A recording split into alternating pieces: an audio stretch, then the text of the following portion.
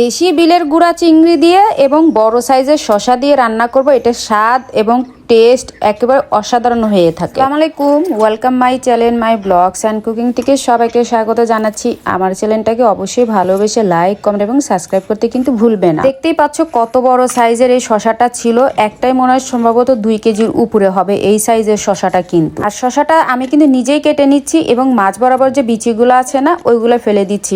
তোমরা কিন্তু খেয়াল করছো যে আমি কিন্তু শসাটা কিন্তু কোনো রকম কোনো ছিলছি না, আর এটাকে আমি কোনোভাবেই ছিলবও না। এই শসার ছিলকা সহ কিন্তু আমি রান্না করব। জানি না কিভাবে খাই, মানে ছিলা ছাড়া, বাট আমি কিন্তু এভাবেই রান্না করি। আর এই শসার যে ছিলকাটা থাকবে না, তখন তোমরা যখন ভাত খাবে বা আমি যখন ভাত খাবো, তোমরা তখন দেখবে যে আমি যখন উপরে আস্ত করে যখন আলতোর উপরে টিপ দিব না, তখন কিন্তু ছিলকাটা চলে আসবে। আর শসার সবুজ ভাবটা কিন্তু তখন থেকেই থাকবে, এই জন্য কিন্তু ছিলার আমার প্রয়োজন পড়ে না। শসাটা অলরেডি কিন্তু আমার কাটা হয়েছে এবং আমি কিন্তু ধুয়েও নিচ্ছি। এবং এরপরে আমি যাব কোথায়, রান্না বসানোর জন্য চুলার পাড়ে। কড়াইতে তেল ঢেলে দিয়ে তার ভিতরে আমি একটু পেঁয়াজ কুচি দিব এবং হালকা বাদামি হয়ে গেলে আদা পেস্ট, একটু জিরা পেস্ট এবং হালকা একটু পেঁয়াজ পেস্টটা দিয়ে আমি একটু লাড়বো। স্বাদ মতো লবণ দিয়ে দিব। তারপরে আমি দিয়ে দিব হলুদের গুঁড়া এবং মরিচের গুঁড়া। মরিচের গুঁড়াটা একটু পরিমাণে কম দিব, কারণ কাঁচা মরিচ দিব আমি এটার ভিতরে, সেই জন্য। ওদিকে কিন্তু আমাকে খালায় যে চিংড়ি মাছগুলো গুঁড়াটা বেঁচে দিচ্ছে, আমি এখন এখান থেকে নিয়ে যাব। নিয়ে যে আমি কি করব, এই চিংড়ি দিয়ে কিন্তু রান্না করব। খালায় কিন্তু চিংড়ি মাছ কাটার জন্য কিন্তু ব্যস্ত ছিল, সেজন্য কিন্তু আমি আজকে শসাটা কেটে নিয়েছি এবং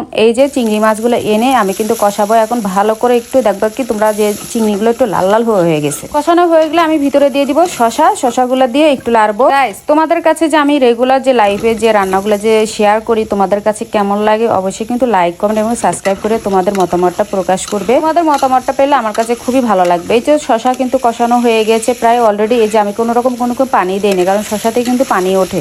এইভাবে তোমরা যদি শসাটাকে না ছিলে এইভাবে রান্না করে খেলে কিন্তু তোমরা কিন্তু একটু বুঝতে পারবে যে আসলে এই শসাটার টেস্টটা কেমন। আর বিশেষ করে এই বড় সাইজের যেটা শসা আছে কিন্তু অবশ্যই কিন্তু সেটাই আনবে। এখন আমি গরম পানিটা কি করব, ঝোল হিসেবে আমি এখন ব্যবহার করব, কারণ আমি সবসময় গরম পানিটাই দেই। এই যে আমি দিয়েছি এখন ভিতরে। এখন কিন্তু এই যে দেখো টকবক করে কিন্তু বল করছে অলরেডি। আমার চ্যানেলটাকে অবশ্যই লাইক কমেন্ট এবং সাবস্ক্রাইব করতে কিন্তু ভুলবে না। এটা আমি তোমাদের কাছে সবসময় ভালোবাসার জায়গা থেকে তোমাদের কাছে আমি চেয়ে থাকি। অবশ্যই তোমরা করবে, কারণ এটাতে আমি খুবই আনন্দিত হবো, খুবই খুশি হবো এবং আরো ভালো ভালো রান্নার রেসিপিগুলো আমি তোমাদের মাঝে শেয়ার করতে পারবো। শসাটা কিন্তু অলরেডি প্রায় হয়ে গিয়েছে। আমি কিন্তু ধনেপাতাও দিয়েছি এবং দেখছো তোমরা কালারটা কিন্তু একেবারে সবুজ রেখেছি, আর কালার কোনো রকম লাল হয় নাই কিন্তু। এখন এই শসাটা দিয়ে যে আমি ভাত খাবো, তোমরা একটু দেখো খেয়াল করে যে আমি উপর থেকে আলতো করে যে ছিলকাটা তুলছি না, তো আর ভিতরে কিন্তু সবুজটাই কিন্তু রয়ে গেছে, সেজন্য কিন্তু আমি ছিলার প্রয়োজন মনে করি না। রান্নার রেসিপিটা শসার কেমন লাগলো তোমাদের কাছে অবশ্যই লাইক কমেন্ট এবং সাবস্ক্রাইব করে বলবে। And thanks for watching my video.